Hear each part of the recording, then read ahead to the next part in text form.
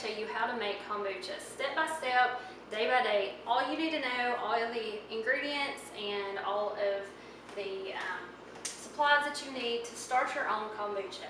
So the first thing that you're going to need is to have clean hands and clean utensils. Make sure that they are clean but not washed with something that is antibacterial, because you would actually kill your kombucha and it would melt. You don't want to do that. So now that we have clean hands and clean supplies, we need to make some sweet tea. And if you're from the South like me, you probably got that covered. But just in case, I will tell you my ratio of everything. And I have almost a gallon of sweet tea.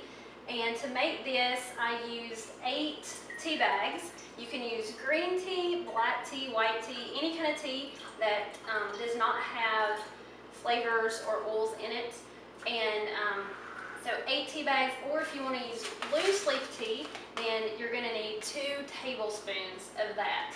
And the best thing to use is organic tea if possible, but if you don't have it, then that's okay. So almost a gallon water, or green or black or whatever tea, 8 tea bags or 2 tablespoons. And then you're going to use a cup of sugar, and this can just be regular old processed sugar, because the kombucha, the Scoby, is actually going to eat all that. It's going to feed off of that. So by the end, all of that's going to be gone, so you don't have to worry about buying any kind of special organic sugar. And that's what you're going to do to start. Now, once you make your sweet tea, you need to sit it out on the counter until it gets room temperature. So if you feel this, not hot, just barely warm, you can also put your hand in it, and as long as it's not burning your hand to keep it in there, that's another way to tell. But as long as it's not hot, because we don't want to kill our Scoby. And so that's going to be our first step. Once we get this made, then you are going to take a Scoby. And this is the fun part. My kids love helping me with this part, because the Scoby looks so cool and kind of gross, but kind of fun, like a science experiment. Mine is still pretty thin. I've only been making mine for a couple of weeks with this batch. And so this is my Scoby. And on the back side, as it grows, you might see these brown string-like things coming off of it, and that's fine. Those are new Scoby babies for me. And a Scoby is just a symbiotic colony of bacteria and yeast. We're going to put that in there in our new thing of sweet tea, and I'm probably going to make a mess. And then you're going to pour in about 2 cups, and notice I didn't measure. I'm just going to fill it almost all the way up with either unflavored kombucha. If you have some, you can buy some from the store, or if you have some from a friend, that would be great. Or if you don't have that, if it's your very first batch, you don't have any, then you can use about 1/4 of a cup to maybe 1/2 a cup of vinegar. And what this does, it just changes the pH of the tea to help get that Scoby started.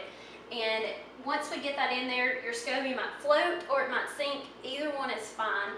So you're going to set that, or get all that in there. Make sure you have your Scoby, your starter tea.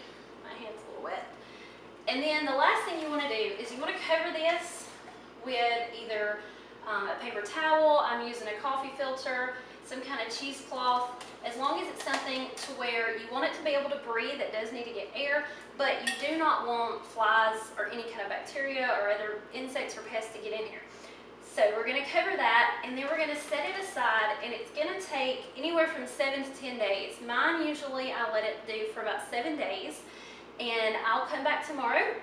We'll see what it's doing. It's probably not going to do much the first few days, and that's okay, but I'm going to show you that anyway, just so you can see exactly what it looks like. So if you're doing yours, you can know if it's doing the right thing or not. And after that, at the end, when the 7 days is up, I'll show you what to do. We'll come back each day and show you. So I'm going to set this aside, just set it on the counter, room temperature, out of the sunlight. And you do want to keep any other thing that's fermenting, unless it's other kombucha, away from it at least about 4 feet. So just stick it over there out of the way, and you're going to forget about it for about a week. But we'll be back tomorrow to show you what it looks like. Kombucha making process. And if you look at what is going on, can you see all the activity there? Well, I can't either. Everything that's going on right now is in the microscopic level, so you won't be able to see anything right now. It just looks like tea, and the Scoby, the same that we saw yesterday, My Scoby is still floating, but again, if yours is sunk, that's okay. And you do want to keep this covered. I'm going to uncover it just so that you can see what it looks like, and then I'll cover it back. That's our Scoby just kind of hanging out there. So that is day 2. We'll see you back for day 3.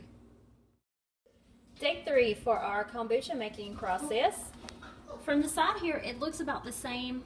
Our Scoby is still just kind of floating along there. So it doesn't look like much to see.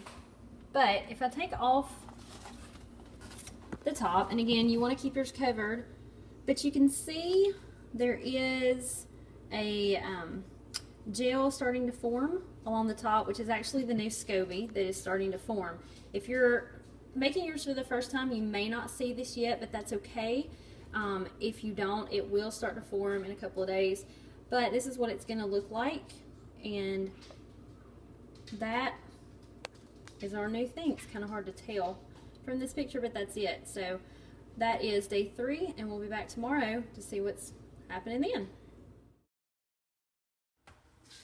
And we are now at day 4 of our kombucha making process, and you can really see some things starting to form here. It looks like some white spots. From the side, this is what yours is probably going to look like, and you may start thinking that this is mold, but don't worry, it is probably not mold. This is not mold, actually. It is part of our Scoby. If you can see from the top, you see how it's kind of shiny on top, so it actually is all one piece. The Scoby is forming a new baby on top there, which is what it's supposed to do. But from the side, it looks like those pieces are separate, growing things on there that could be mold. And that's not the case. So if you do start seeing some white spots, that is normal. If you think it's mold, don't worry. Just continue to wait at least a week to make sure that it's not mold, because mold is a possibility, but usually that doesn't happen if you started with clean containers and hands and you did everything properly. Then you shouldn't have to worry about mold. So this is normal. We see some white stuff growing, and again, we're at day 4. So we'll come back tomorrow for day 5 and see what it looks like then. Alright, day 5 of our kombucha making process. And remember, on day 1 we started it, so this is actually only 4 days of it brewing. But this is what day 5 looks like. Got a lot going on that we can see now, with some bubbles on the side. Looks like some carbonation just from where it's fermenting. And at the top, you can really see where our old Scoby was. In the center, it's starting to float up and combine itself with a new Scoby that is forming. And hopefully yours is doing that. If it wasn't at the top, it will come up to the top and it will attach itself to the other one. And the new Scoby, you can see around the edges where it, the clear part that we couldn't see very well at first is starting to get thicker, and we can see that very well. See some bubbles going on, and the white spots, some of those are just from where air has gotten trapped under there, so it looks white instead of clear. That's okay, and that is normal. You may even see some dark spots, and some of those just could be some fluoride that is in the tea, especially if you didn't use organic tea, and that's okay too. So dark spots are fine.